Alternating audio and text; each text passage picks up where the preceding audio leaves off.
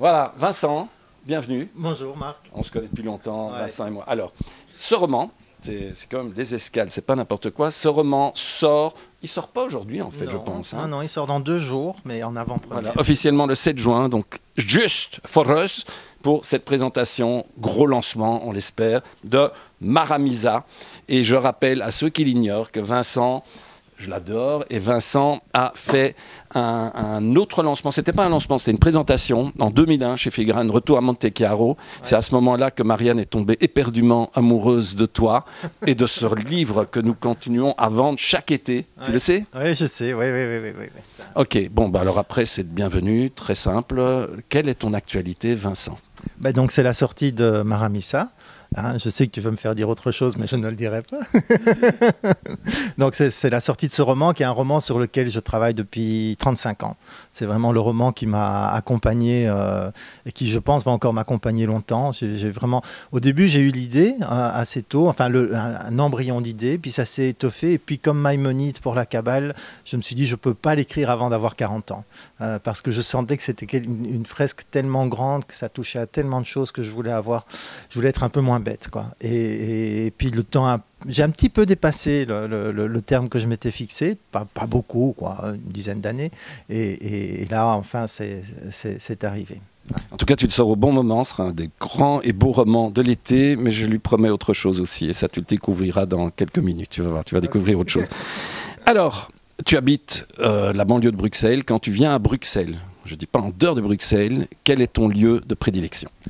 Un restaurant, évidemment Filigrane, mais donc à part Filigrane, un restaurant qui se trouve près de la place Flaget, qui s'appelle Racine, qui est au bas de la chaussée d'Ixelles et qui est pour moi le meilleur restaurant italien au monde. Voilà, c'est dit. Waouh! C'est dit. Bah, dis l'adresse aussi, du tout. Donc c'est au bas de la chaussée d'Ixelles, j'ai pas le numéro exact, mais c'est vraiment juste avant la place Flaget. Alors, on va le chroniquer, je ne manquerai certainement pas d'y aller. Où aimes-tu aller en vacances? En Italie. Évidemment, en Italie. Mais j'aime bien aussi la Chine. Là, je rentre de Macao. J'aime bien, j'adore les États-Unis aussi. Ouais, j'aime beaucoup d'endroits. En fait, c'est le monde entier, quoi. Ouais, à peu près. Non, il y a des endroits où je suis jamais allé. Par exemple? Par exemple, l'Afrique. Je suis en Afrique du Nord, mais ailleurs en Afrique, j'ai jamais été. Donc, j'attends que l'occasion se présente. Bah, tu vas avoir tellement de droits d'auteur avec ce livre que tu pourras faire le tour du monde. Quelle est ta lecture du moment? Des essais, David Graeber, sur la bureaucratie et l'utopie des règles. Et un roman? Alors pour l'instant, je vais lire le roman de Thuillette qui est paru à Renaissance du Livre. Il est sur ma pile. Ça fait 2 ans que je ne lis quasiment plus de romans parce que je suis vraiment pris par des essais pour les chroniques que je fais pour le soir. En automne, je vais réécrire l'essai que j'avais publié en 1995, Pourquoi parler d'Auschwitz, que je vais reprendre entièrement, parce que je pense que la question se pose toujours, mais les réponses changent. Donc je suis plus dans une phase essai pour l'instant. Et puis je vais reprendre des Philippe Roth. Bon. Ben oui. C'est un bon choix, c'est un bon choix. Je rappelle que tu as également écrit sous pseudonyme. Oui, hétéronyme, parce que mon éditeur n'avait pas voulu que je fasse le coup d'Émile Ajar, donc mon nom apparaissait derrière, donc ça j'ai arrêté.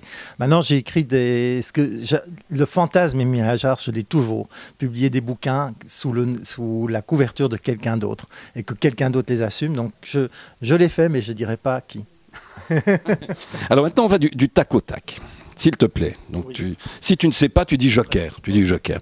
Bon, un hobby. Okay.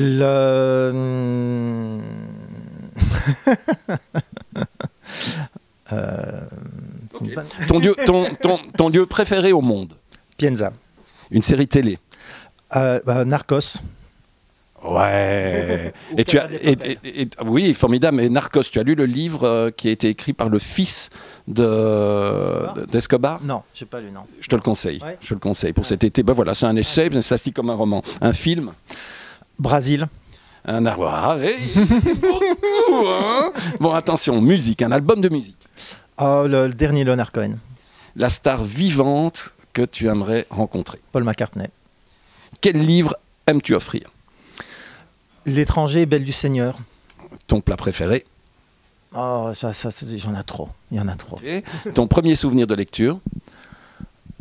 Le Club des 5. Ouais, c'est correct. Et tu te rappelles lequel? Le Club des 5 en vacances, je pense. Et tu te rappelles du nom de l'auteur du Club des 5? Enid Blitan. Bravo! Il est bon, il est bon! Ta plus belle rencontre? Écoute, là, la liste est vraiment trop longue. J'adore les rencontres. Pour moi, c'est le plus grand plaisir de la vie, c'est de faire des rencontres. Voilà. Alors avant de poser la dernière question, vous avez vu, on a tous les deux, on a des yeux bleus, hein, et à choisir. Les deux. Bon alors maintenant, s'il te plaît, tu regardes le petit objectif. Et si tu devais donner un conseil aux jeunes aujourd'hui, quel est-il? Amusez-vous, prenez du plaisir. Vous privilégiez le plaisir. Merci Vincent, et longue vie à Maramisa. Merci beaucoup Marc.